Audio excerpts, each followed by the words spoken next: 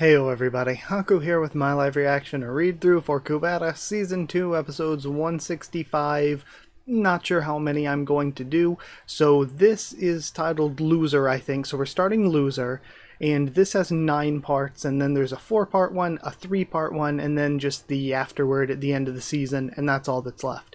So I know I'm going to do the 4-part one all in one video, unless it's like extremely long, but even then, I think I'll just do it, even if I can't do it on a Monday because it's so long and I have to push it back to later in the week in order to have enough time to do all of it. I'm just going to do it as one video. So 4-part one will be as one video, 3-part one and the afterword at the end, that'll all be in one video. As for this, I don't know, we're gonna start reading here and see what happens. I don't know if I'll split it into 3, 3, and 3, or if I'll do 4 this week and 5 next week, or if I'll do 5 this week and 4 next week. So yeah, don't know if it'll be 4 and 5, 5 and 4, or 3, 3, and 3. Don't know yet. If 3 chapters is like really long, like the usual 45 minutes or more, then I might just have to split it into 3, 3, and 3, because that's already pretty long. But if I can do 4 or 5, I'll try to do 4 or 5. We'll see how things go. Either way, I don't think there's too much more to say. We just got some more backstory stuff. Lorraine's heading after them. I will be honest and admit my own like shortcomings in terms of remembering things. Doing like an hour of Kubera every single week gets to be kind of a lot, and it is a little bit overwhelming in the sense that sometimes I'm just like, man, do I remember reading this? Like, I'll look back at some of the older sections of the story and I'm like, do I even remember this? So sometimes it just feels like I have so much Kubera coming in every single week that it is a little bit difficult to remember everything sometimes. And then sometimes I don't feel that way whatsoever. You know, it depends. It's back and forth. Sometimes I feel like, oh yeah, I totally remember everything. And then sometimes I'm like, I'm feeling a little overwhelmed. I don't know if I remember it that well. But we're really going into the end of season 2, which is a huge thing. I mean, I guess the difference between season 1 and season 2 wasn't that extreme, but like the impression that I get from people is that the difference between season 2 and season 3 is a big difference. I mean, season 3 is like, what, 300 some chapters so far already, so it's already massively long. If it was its own story, it would be massively long all on its own. So I feel like there's a lot happening, and a lot of the big relationships that we've had going on since the very beginning of the series are coming to be important right now and right here. So, you know, I had a few predictions last time that I think were maybe pretty good. Like, you know, they said don't hesitate to kill God Kubera or whatever. So either, you know, Lise will see that God Kubera is the mister that she knows and she'll hesitate, which she wasn't supposed to do, or, sorry, it feels like something keeps poking me in the face, like a piece of dust or a hair or something. Or she will not hesitate, kill God Kubera, then see afterward that it was the mister she knew, and that's going to be horrific for her. Also things like Yuta, of course, Yuta being the one set to guard, and of course the people that might actually have a chance of getting through to Yuta are the people coming to invade. There's a lot that's going on. Also, God Kubera very easily could just be betraying Sagara, could just be betraying the Shuras, for all we know. That's totally possible. That, much like he preyed on Gandharva, wanting to get back to Shakuntala, he may be preying on Sagara, wanting to get Ananta back. So, we'll have to see. Either way, I'll start reading, and if I remember any more stuff like that, I'll bring it up as we go. And, of course, after each chapter, I'll do the afterword. I think that's it. So, let's start reading here. We have these attacks coming around over here, or over there. And we have the booster, the enhancer. I'm not sure the exact word they used for it, but you know what I mean. I get the concept that he was supposed to aim at from Chandra. The attack goes in towards Samphati, but she looks completely unfazed. Very cool design, too. I love the thing on the head. It very much looks like a JRPG boss, you know? Is that the Stage 5 Rakshasa? I don't know why, but it has removed its cloaking. It looks like it can't use cloaking when it increases its regeneration speed. That means damage must have been pretty hard against it. Anyway, now that you can see it too, it'll be easy to attack it. Okay, also, so it can boost its regeneration, but it can't use cloaking at the same time. I'm saying it because they are. But, also, Samphati can just regenerate as much as she wants without having to eat, right? If I'm remembering that correctly? Anyway, now that you can see it too, it'll be easy to attack it. Keep following it and attack. It'll be really hard to catch it if we miss this chance. We have to kill it right now. Then we have Loser Part 1. Atera cutting to Atera. I guess that won't work. Not only are official notices not coming from Rindhollow, but we can't even send them out from here. It looks like the transmission system has been hit with a paralyzing attack. Huh, then isn't this really serious? What's serious about it? Now that Agni's gone, at least the barrier won't break. I'm more worried about here than there. True, this is the closest city to Rindhollow. We only have one barrier, and if Agwin were to collapse, there are no suitable replacements. We gathered a few people with barrier abilities after that attack before, remember? That's not even 10 people. Plus, they're not even in the top 100 rankings, aside from Agwin. Agwin isn't saying a word, so keep it down. But why would they send such a large sum of money to Rindhollow? They're daily sending the kind of money that most citizens could never dream of earning in their entire lives. Ah, my father's there as a mercenary right now. I see, so Kasak's earnings. But seeing how he's purposefully gone to such a dangerous area, just to send money home to his daughter, he may not say it out loud, but it looks like he cares a lot about you. Don't worry too much. Agni probably left knowing that the Shuras wouldn't attack here. But how do you know about that? Of course I know. He may not have ever said a kind word to me without his earrings. But seeing how he purposefully calls me princess, and tries to be aware of me, I can clearly see that he's trying to play his role as a father for me. But that's not coming from his heart. He's simply acting out the father's role that he knows about on an intellectual level, and those actions devoid of emotion come to an end as soon as it gets even a little bit difficult to maintain them. And we have the flashback to this. What's this? It looks like he doesn't care whether this human gets hurt or not. Maybe she isn't an important person to him after all. Well, but still, he is following me, so I'll keep going for now. Come to think of it, it's true. Even when my mom passed away, he wasn't sad at all without his earrings. How could I, his daughter, expect more affection than that? Without his earrings, that's his limit. He imitates the image of a father, but there's no sincerity in it. But even... So I really, really, really like this, because there are multiple ways you can look at it, because the earrings just allow him to sort of express his emotions without them being blocked. So really, with the earrings on, those would be his real emotions. It's just in his normal, natural state, those are blocked because of being a dragon and all. But also you could say that even if he doesn't feel it because he doesn't have feelings the same way that a normal person does, the fact that he's imitating it matters. The fact that he is doing it even when he just doesn't have to, doesn't feel it, means it is sincere. With his personality, even if I were to die, he would probably pass over it with that same expressionless face as before. And we're back to Kasak fighting. There are several attacks heading for the planet. Is it okay to keep fighting like this? It's fine. We've only been moving south since before, and since there are hardly any people there anyway. And then we notice... Crap. When did we end up all the way at Atera? And this is interesting. Is Samphati getting really lucky and happening to attack Atera?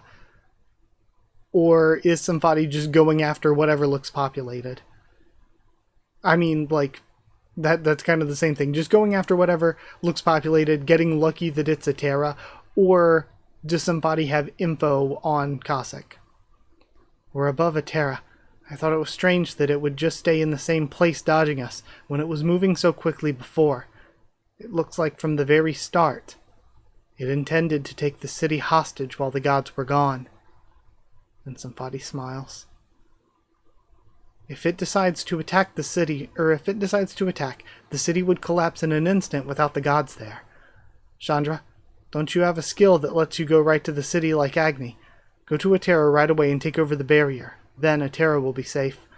Stupid dragon. What good is it if only a Terra's safe? Why do you think we came all the way here? If I leave you here, you can't kill it, so you just end up getting slaughtered. Don't you get it? That's exactly what it wants right now. Forget about the city and keep attacking. We need to be prepared to take some damage if we're going to kill a stage 5 Rakshasa. I won't say it again. Go to a Terra right now. Until you go, I won't attack at all. And now... Okay, we're cutting over to Lee's. I was going to say, is this, are we getting Darkness Travel from, Chandra? But no, we're just cutting to Lee's. The superior Shura who attacked your village was simply following his orders. He was the main instigator behind it. So if you just kill him, not only will you be able to get revenge, but you will even stop the Shuras from ever achieving their goal. Seeing him sitting there like a king among countless superior Shuras, he clearly looked like their leader. That's right. I followed Asha because I wanted to avenge my town anyway, right? Pulling the Sword of Return. Trying so hard to learn Bhavati Kubera. All of that was for the sake of that one goal. Whatever happens, all I have to do is accomplish that goal. Now, if I just pass through that door, whether he dies or I do, it's time to settle this. And Yuda's there in the way. Is that guy guarding the passage. True, it's such an important place there, that there would have to be a gatekeeper. There's no need to get close. If I attack from here first... Why did my bracelet turn off? She said it wouldn't matter, since this place is far from the Aero Plateau. And she's now noticing who it is. To be continued. Really good cliffhanger there. I like the furthering of the Agwen and Kasak plotline. That's been a very sort of background plotline. So I like furthering that. That was good. And I think the stuff here at the end is very good. The Lee's climactic stuff, here confronting the sort of controlled Yuda, I'm expecting to be pretty good. And then after that, the stuff confronting God Kubera, I can't wait for. And all the superior Shuras and everything. So, this is, it's really exciting. We have built up for a long time to this. And knowing, like, it's one of those things where if I was, like, reading weekly as these were coming out, it's like I have no idea if this, like, part of the plot is going to carry on for, like, 300 more chapters. But now, like, knowing that it's only going to carry on for less than 20 more chapters before we transition to the next sort of, leg of the story is really exciting because there's definitive stuff happening here. But either way, before I continue to reading the next part, let's go check out the afterword. The afterword here says, who will be the loser? And then I wonder, because loser usually means multiple things, are we going to have a bunch of characters this arc that are just losing things? There were quite a few people who were disappointed because Chandra was a support character and not an attack character. Of course, Chandra can also attack solo. Even so, he's a rookie, but now it's much more beneficial to amplify Kasak's skills. In episode 164 of Part 2, there were a few sound effects like Chick Chick King, but it was still unsettling, and in the end, all the sound effects disappeared this episode. While it might be considered fantasy to have Chandra and Kasak talking while breathing in space, no matter how I look at it, it's still weird that I can even hear the sound effects like quack quack quack and swoosh swoosh. Especially in this episode, unlike the last episode, there aren't many sound effects and they keep coming out one after another. Okay, so last time they were up in space and people in the comments were like, Kurigam, why are there sound effects in space? After much deliberation, I decided to delete all the sound effects, but now that I've removed all the sound effects, it feels really empty. It's been a while since I've seen the Atera Temple Wizards. Tara with the ponytail comes out sometimes, but it's been a really long time since we've seen these other two, right? And now, at first glance, it looks like a human, but it's very large. It's hard to gauge its size yet, as there's no comparison around. Just wait and see. Okay, so like full Stage 5 Rakshasa form, if landing on the planet, like, she could be like city-sized. Empathy 248. Alright, I don't want to spoil myself with any thumbnails, so either way, we've got much more to read, so let's continue on to part 2. Part 2 starts with, Yuta? What are you doing here? Anyway, I'm so glad to see you. I really wanted to see you once before going, but why are you using those eyes? Can't you turn them off for a bit? There's almost nothing I can do when your eyes are red. I'll be in trouble if I can't use the bracelet here. He steps on her cloak as she is going for the sword. Yuta, you're stepping on my cape. Yuta, you stay here and guard here so that no one disturbs me and no one comes this way. Eat them all up. And we might see now more of Yuta's sort of inner world stuff that we had before, that he was seeing, the delusion he was seeing.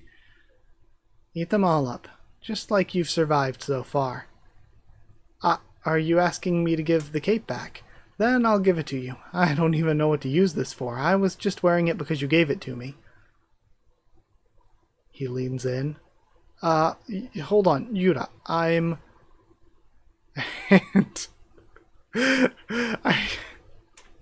don't know if Asha's staring at them or not, but if Asha's staring at them, it's so hilarious cutting from this to Asha's face here. Taking off the glasses. Loser Part 2. And then we have grunting and yelling. I told you to hold on, Yuta. Is he fighting himself back from hurting her? My makeup had some herbal ingredients in it, and I know you hate that taste. And we have a bonk with the sword. Sorry, you just scared me by rushing at me suddenly. I'm not the one who kissed you first. There's no reason to get so angry, right? Does Yuta get violent when he eats herbs? Listen, Yuta, I'm not sure if we'll be able to see each other again, and it would really hurt if this is how we part ways. I don't expect you to come with me, so if you could just turn off those eyes, so I could use this bracelet. And he still hasn't said anything. Yuta, does the sword have some kind of special ability? If something happened to Yuta because of this... Hey, Yuta, snap out of it.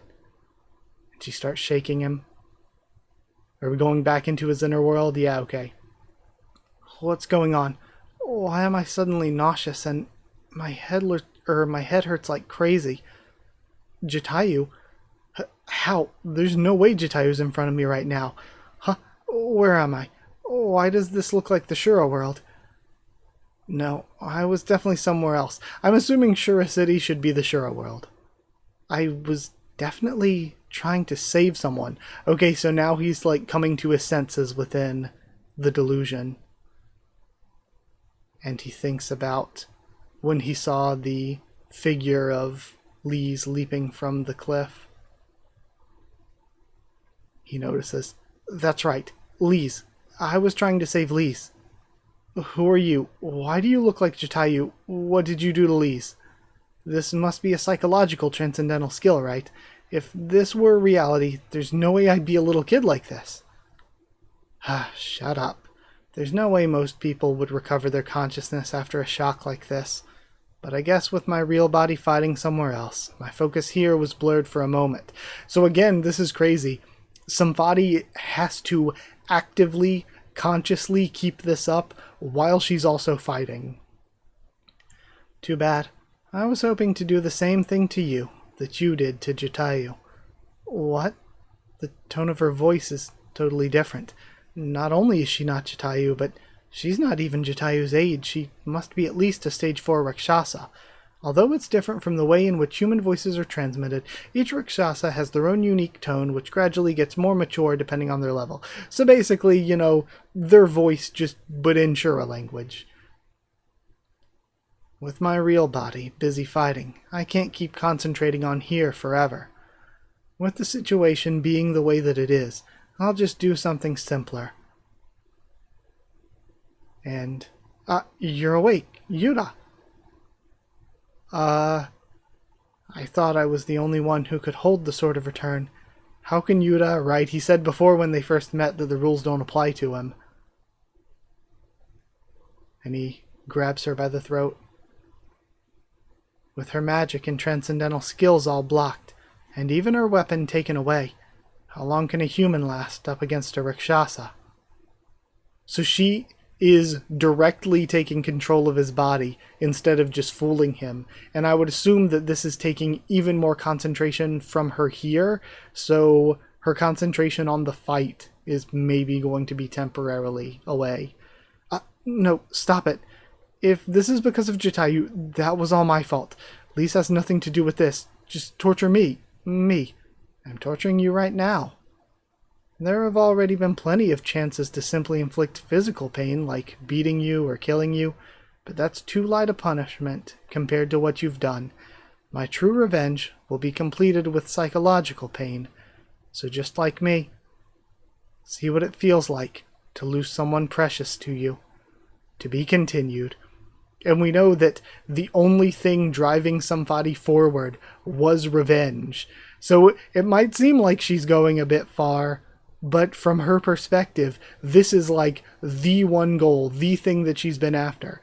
Like, she doesn't care about the resurrection of Ananta or whatever. She doesn't care about Lisa's revenge. This is her revenge. Okay, to be continued. And now, let's go see what the afterward's looking like.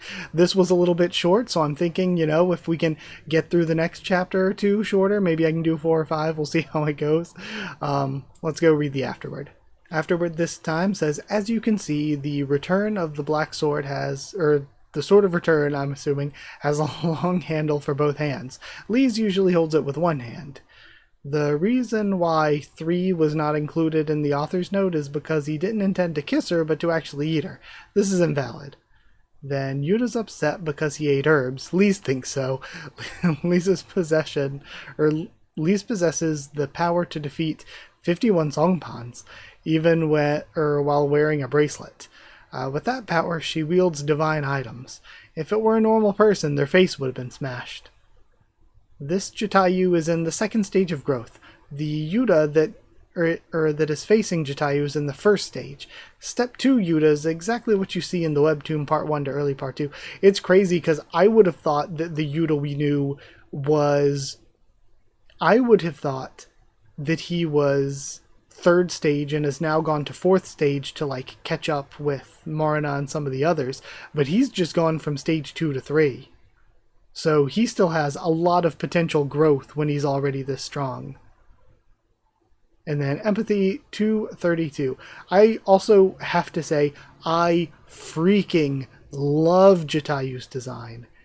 It's one of the best designs in the series so far. It is so good.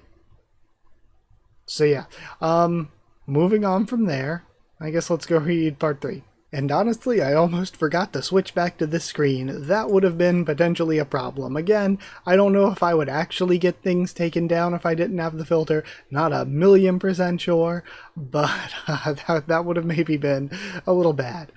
I guess I would have just had to add the filter in editing, but still. I usually just record with the filter over it instead of adding it in editing, because that would just be unnecessarily more work.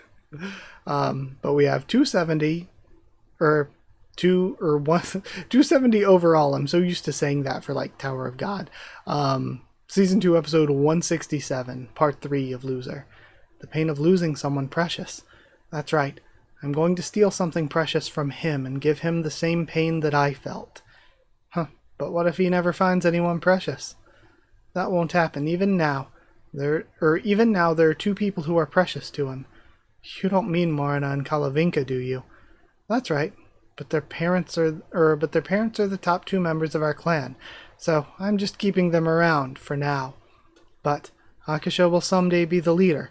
So then, that's enough, Samphati.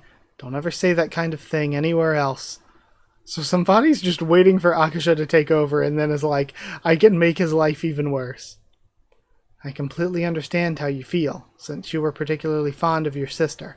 But let's think about this more rationally. I've thought about it a lot, and there's something suspicious. If he intended to eat Jatayu from the very beginning, why would he have been friends with her? How on earth could Jatayu have befriended someone like him? Samphati, you warned her so many times not to hang out around anyone from the tribe or clan of Chaos, but Jatayu ended up going out to see him. How on earth did that little girl manage to leave here and get through this dangerous Shura realm?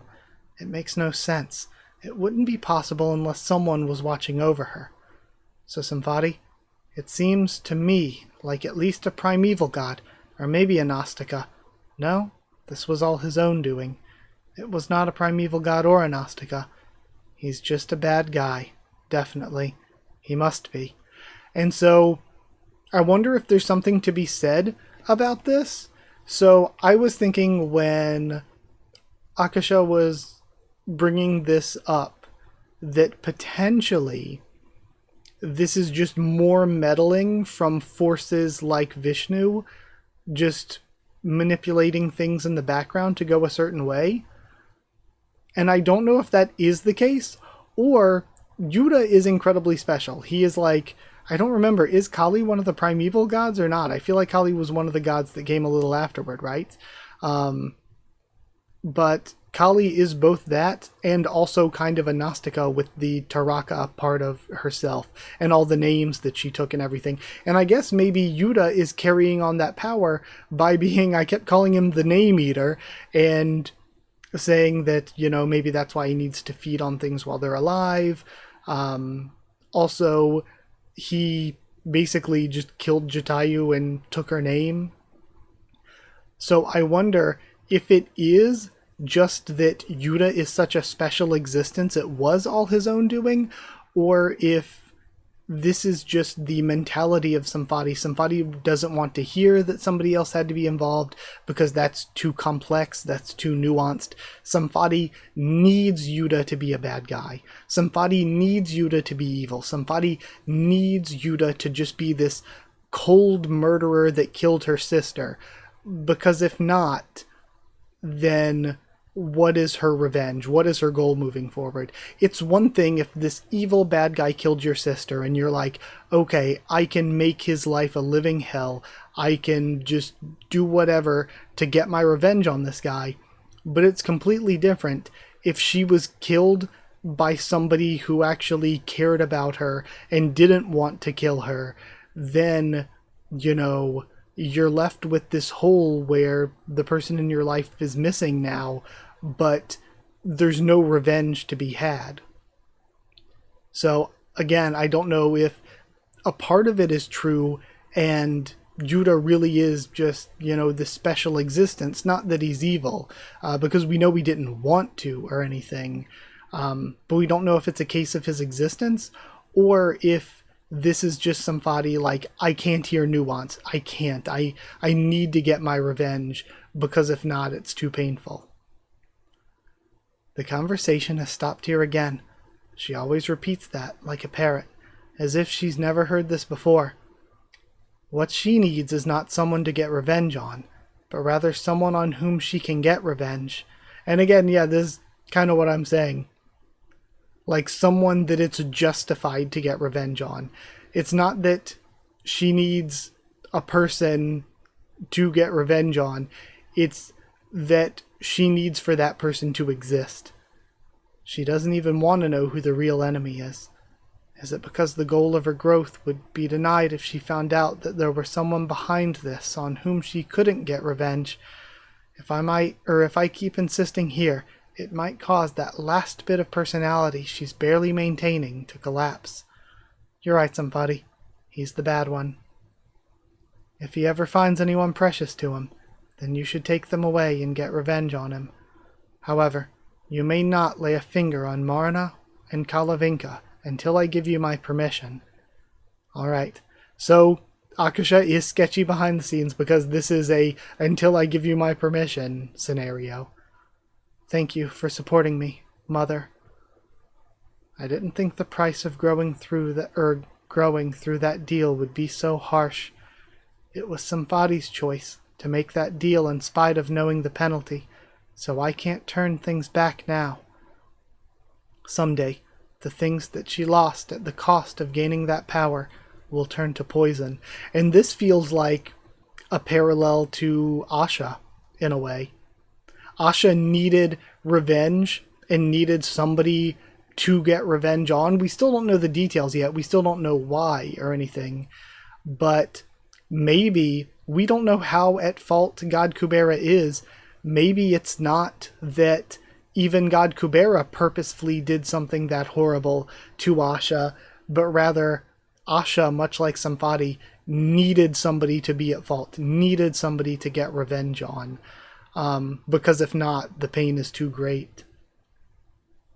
And once again, it's similar in that Asha went through all of this terrible stuff, and it's kind of backfired on her in a way. She's given everything just for revenge, done horrible things just for revenge. Someday, the things that she lost at the cost of gaining that power will turn to poison. Loser Part 3. Like, imagine all of the friendships and stuff that Asha could have had, if not for chasing revenge, if not for going around murdering people. Now we see the attack coming towards Atera, hitting the barrier. Wow, there are so many shooting stars falling tonight. It's a good thing there's the barrier. Otherwise, we would be in a big trouble. And we have Shess and, push comes to shove. Does Shess get involved? We have Shess, and I always forget her name. She looks older here. Is she growing? Or did she always look that old? In the worst case scenario, I was thinking of blocking them myself, but the gods must have chosen the Atera barrier. At least this guarantees the city's safety. Okay, so Chandra is here. Alright. Where did you go before? You've been suddenly disappearing more often nowadays. It doesn't bother me, but since Agwin is in charge of the temple now, don't you feel bad making her come out to the checkpoint to vouch for you every time? You're so considerate, Lenny. You have a kind heart. Hee hee, I got a compliment. Kasak, it's too bad it happened to be an air battle, so there's no way for me to help you. Although it's better than having a ground battle with a stage 5 Rakshasa and having the ground collapse. But don't push yourself too hard to win. For the sake of your daughter, you can't go like this. They're really stacking up the death flags. It's okay. It still has low accuracy. It almost never hits me properly by firing randomly like this. It's not like there's a god around. I'm not sure why it won't just open its eyes. Is it busy thinking of something else right now? Probably because of the attention and focus that has to be used controlling Yuta. And controlling Yuta is honestly more important to Samphati than fighting Kasak. Its attack pattern seems to be the same, so it also seems like it doesn't even know that the gods have left. Then, this is my chance. It's been paralyzed and taken some serious damage from my attacks. It's got its eyes closed and doesn't fully understand the situation yet. That's it. Right now. And then she opens her eyes. We have a clash. And now we finally see a bit of context, a bit of a comparison for the size. I thought you were going to use some kind of hidden skill, but you just used a skill to block my movement. You can't kill me by using this kind of thing anyway. It looks like you're almost out of energy, too. Once you run out of energy, even this skill will wear off. Marna clearly said this guy knows a clue about Kalavinka, so I can't just kill him. I have to see business down there finished off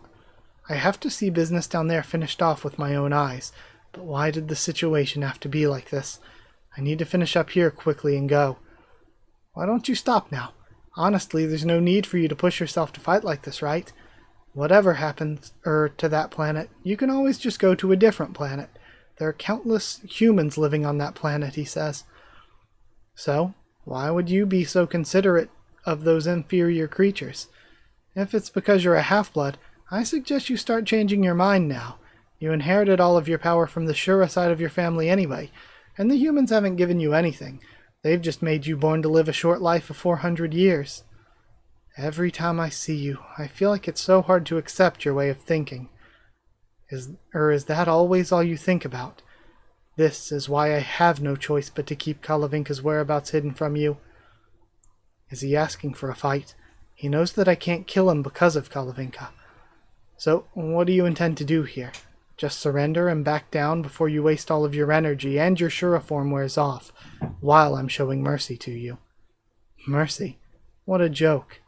Mercy in a fight is something that the person in a position of overwhelmingly superior power can grant. You're not at the level where you can grant mercy to me. Judging from the fact that you still have no clue why I've risked my life, like this to approach you and block your movement.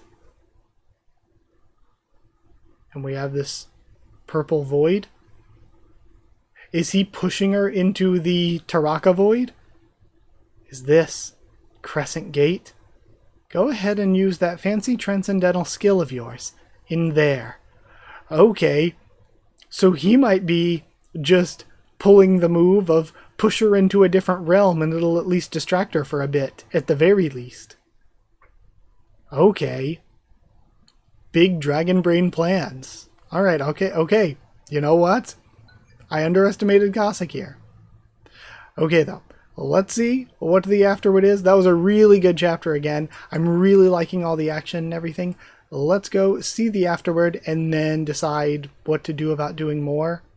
I think we're good right now. Let's go check it out. Okay, so part 3's afterward is, in the initial settings, there was no such thing as a giant piece of clothing on the upper body. Not to mention, Yuta was completely naked during the second stage of Ashura form. If it were a novel, I would have followed the same setting, but this isn't a novel, it's a comic. Since only one side of the body can be covered with wings, or whether it's the upper or lower body, I made the wings cover the lower body and the upper body have clothes. And then if you try to cover the top and bottom with wings, it will be a very forced composition. You know, I get it. I feel like artistically the nudity would have been, you know, good in, like, you know, an artistic style with the character design. This looks good too. I didn't even think about it. Or you could just do the, like, a harpy kind of thing. You could have just put some feathers there. You know, that works too. Then we have Akasha and Samphati. Many people assumed they were mother and daughter, and today it was revealed. Then, these days I rarely have the chance to draw short hair. Sob sob. Then, size comparison. Sometimes the Shura-type Kasak looks really cute. And then Lenny's hoof has been fixed. Thanks for letting me know. Okay, so Lenny has hooves. I didn't even notice. Empathy 253. Didn't even notice. So I wonder, are Lenny and Chef's father and daughter? Or something, potentially. Like, we still don't 100% know their relationship, do we? I don't remember. If we do already. But either way, let's keep continuing from here. And 168 starts with the Taraka and the gate, maybe? Or no, I think we're seeing Yuta. Maybe Yuta can just sense what's going on? What the? I suddenly returned to my normal self. I didn't think she would release the transcendental skill so easily. Anyway, Lise, I have to hurry up and find her before this gets any worse. And things have, they're pretty bad. She's pretty messed up here. Okay, Loser Part 4. Lise?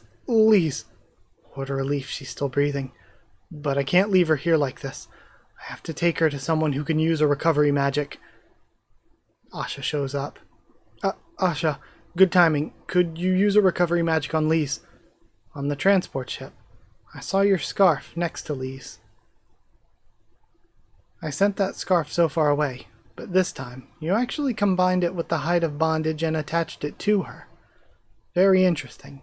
And even while doing all of this, you aren't even trying to interrogate me, let alone get revenge.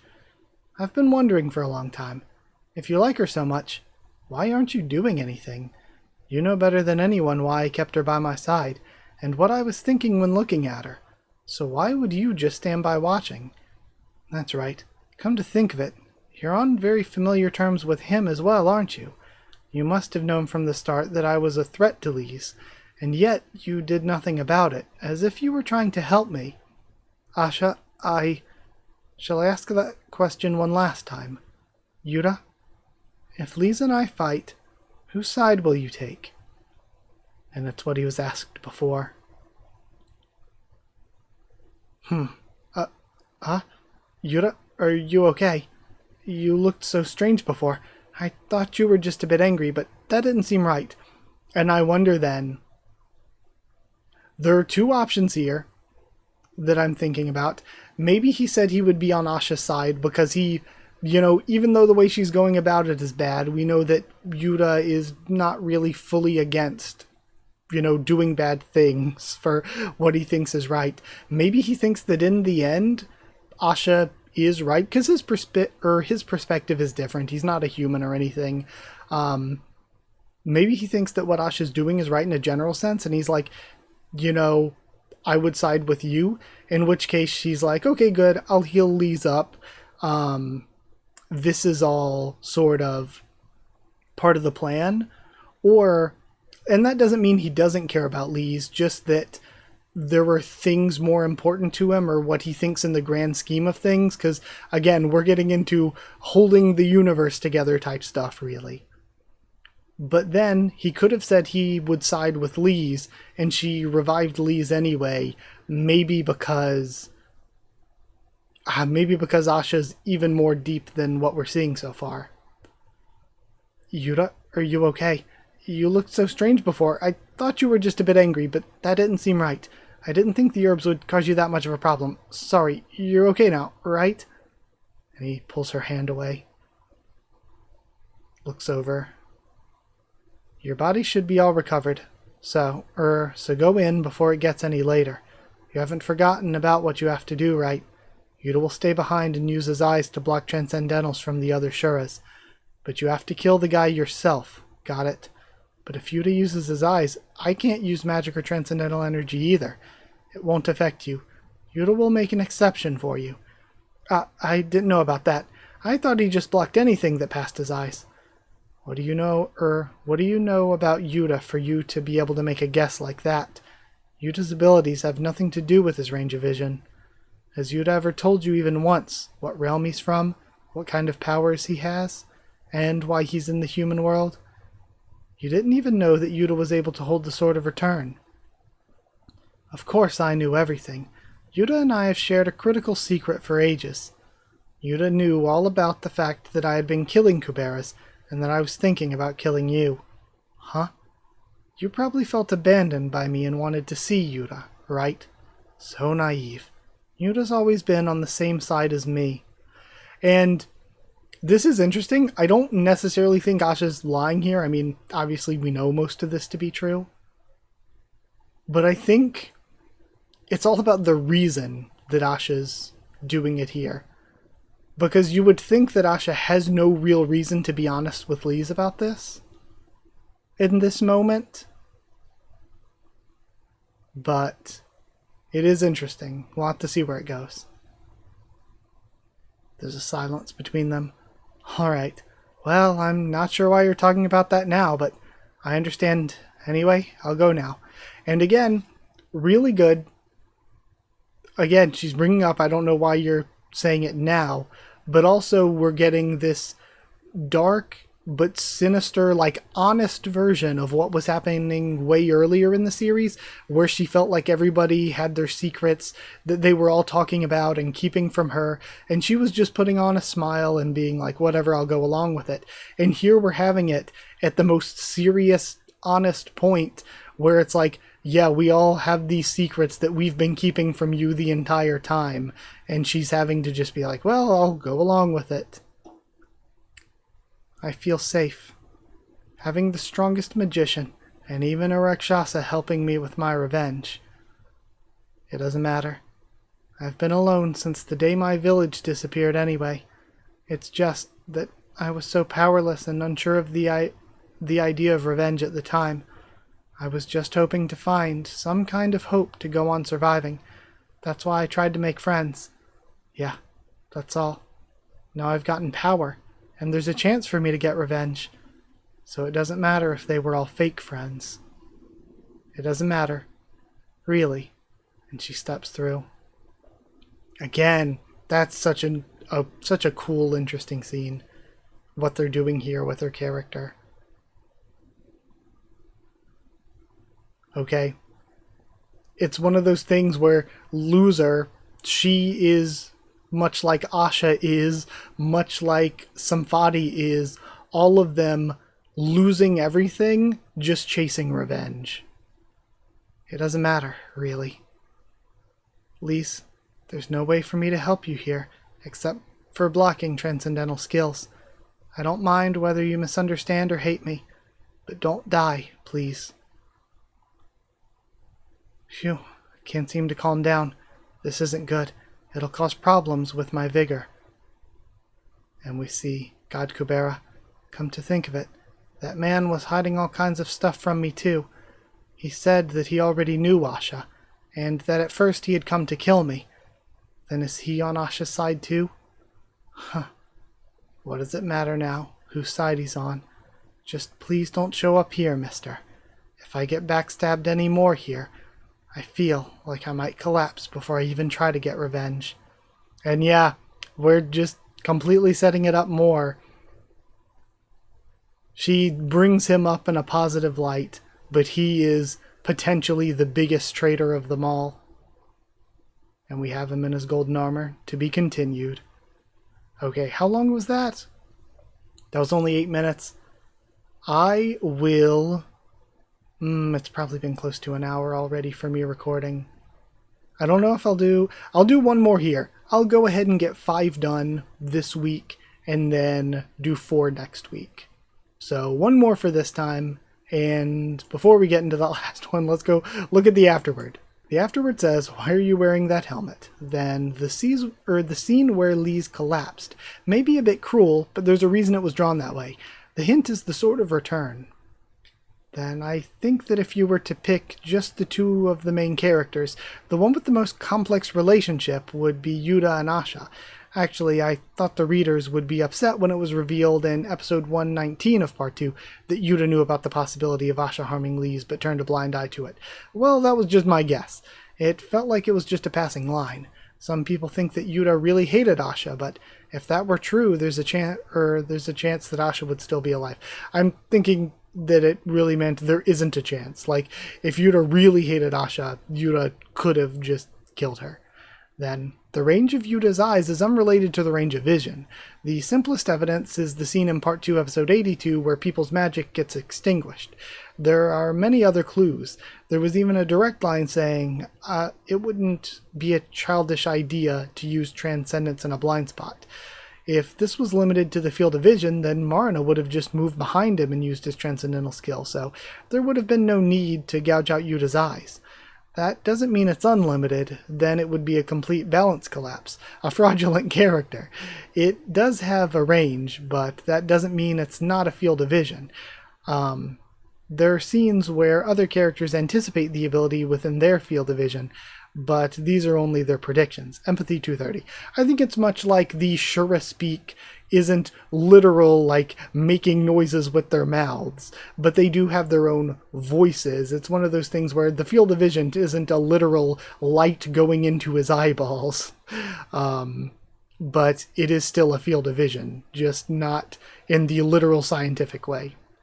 But either way, one more chapter, let's go read. Okay, I'll finish this with 169, and then I guess that means 4, 4, and 4 the next 3 weeks to finish off Season 2. Then, I was wondering because you seem to have only paid attention to Lise since you grew, but the situation hasn't changed. You're still on my side, and everything is just as I expected. Use your eyes for now, and if the Shuras detect your presence, come out, block them. I'll wait here for the right moment to get involved. Don't forget, no matter what happens, you just have to do as I instruct you, at the spot that I say. Whether Lise succeeds or fails, I have to be the only one to enter that place afterward. since I must be the one who obtains that power. You poor guy. I'm sure that I know exactly what you lost. And of course he has insight, as a result of this deal. Now, Loser Part 5. We have all the people looking on. Wait, something strange. What? Huda's gone. Where'd she go now? No, Huda's not the problem. Look over there. It should be shining gold since it's nighttime, but it lost its golden light a minute ago. What happened, Sagara? Does that always happen when we do this kind of thing? No, there's no reason for the light to disappear. Hey, what's going on? It's still early morning. Why are you already like that? Would it cause a problem for our work? Would it cause a problem for our work if you get weak right now? Is it only the light that disappeared, or has his hair gone back to being gray too? Take off the helmet for a second. If there really is a problem, we may have to wait until evening again. Has the transcendental skill that you used on that Taraka guy worn off? If he's come back to his senses and used those eyes on him. Okay, but also it just makes me feel like even if their transcendentals are blocked, how does Lise, with the power she have, deal with all of these superior Shura? My transcendental skill has no problem. There's no way he's returned to his senses. You said that because you collaborated with Samphati because you needed a trauma strong enough to contain him, right? Well, what if Samphati released her grip on him? Why would she? Because, she's our enemy, originally. You can't trust Garudas too much, Sagara. What are you talking about? They still haven't gotten anything from this, though. If they're going to betray us without even gaining anything, why would they join forces with us in the first place? Don't keep them in check too much. I know that you're worried because their abilities are so outstanding. What are you doing? I said take the helmet off. Why aren't you taking it off? And she notices Lee's come in with the sword. That's... What's this? The transcendental skill was fine right up until just a moment ago. And he blocks her attack. Sagara, just wait. For now, don't do anything hasty. It could ruin everything if we jump right in there ourselves because our transcendental skills aren't working. And I guess, too, there is the psychological aspect. They aren't going to want to run at the wielder of the sword because they can't regenerate from it, right? Right now, down there aside from gods and humans, her clothes have changed, but that's definitely the girl from before. I thought that it was strange that a human would jump in here alone. And we see what happened when she tested with his arm. That's right. The process may have been a bit unexpected, but the ending's still the same. Well, of course, since the one who knows every ending suggested this, obviously I'm going to be the one who wins. Okay, this is cool though, setting up person who knows every ending, but Sagara may be getting manipulated. Poor bitch. All that's left is to give up hope and die. And the mask is cracked, revealing his face. Huh? The superior Shura that attacked your village was simply following his orders. He was the main instigator behind it. As soon as you see an opportunity, cut off his head with the Sword of Return right away. No matter what happens, you must not hesitate. You? This makes no sense. You're the real instigator behind the attack on my village? It would be 100 times better if you were on the same side as Asha, mister. There must be a reason, right? Like you got dragged all the way here when you have nothing to do with this? And then he swings and kicks her away. And it causes a lot of damage. Wasting a golden opportunity like that. I even told her to cut his throat without hesitation no matter what happens.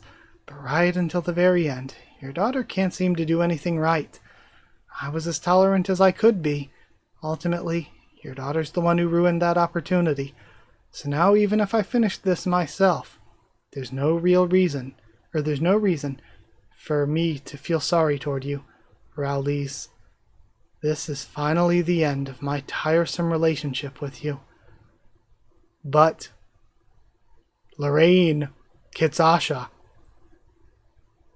seeing you grumbling by yourself, Looks like you're as crazy as me, Yasha. Let's go to hell. Together. Lorraine might have just fucked this all up. Honestly, might have just screwed everything.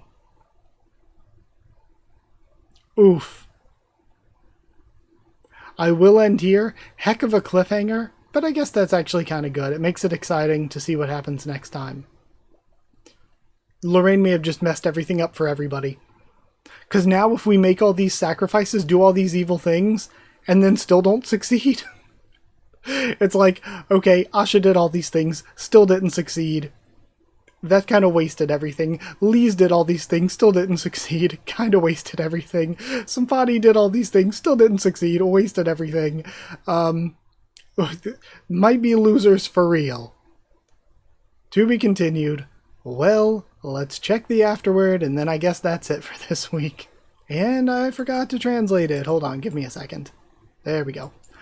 There are quite a few people asking questions without seeing the notice, so I'll say it again. Volume 6 of the single volume edition is currently being prepared by the publisher. It's not like it'll be printed right away just because I'm editing it all, so I'd appreciate it if you could wait a little longer. Then, some people asked why we haven't moved on to the next chapter when we said that the armor form was properly shown in the chapter Your and My Justice. Actually, in episode 163 of part 2, there's a part where only the silhouette of the armor appears before the title, right? Originally it was going to be a full scene, not just a silhouette. But at that time, the armor design, from the waist to the knees, was very similar to the Yuta Shura type. That was a bit concerning. First episode 163 of part 2 was done in silhouette, and in the end it was released with a form where cloth is draped over the lower body. Usually, they swing their two-handed weapons with one hand, but now they're using both hands. Then what do you think Rao would think if he saw the current situation? Empathy 256. We still don't really know what Rao and Asha's relationship was like. We don't know what he was really like. There's still so much that we do not know. But it's insane to think we only have a dozen chapters, less than a dozen chapters left. So next 3 videos, 4 chapters apiece, including the afterward at the very end. Wow. Okay, I don't want to spoil myself on anything. I wonder, there's just so much going on with all these characters here. Then Samphati and Kasak are off with their own stuff. We have all the others back at the cities protecting the barriers. It's like, do they know at this point? Is there a chance for somebody like Agni to rush out here and get involved? Or are like Agni, Gandharva, and Marina, are they all kind of just out of the fight for the rest of the season? Have they just done what they're doing for the season? There's so much going on. Okay, very cool. We'll end it here, though.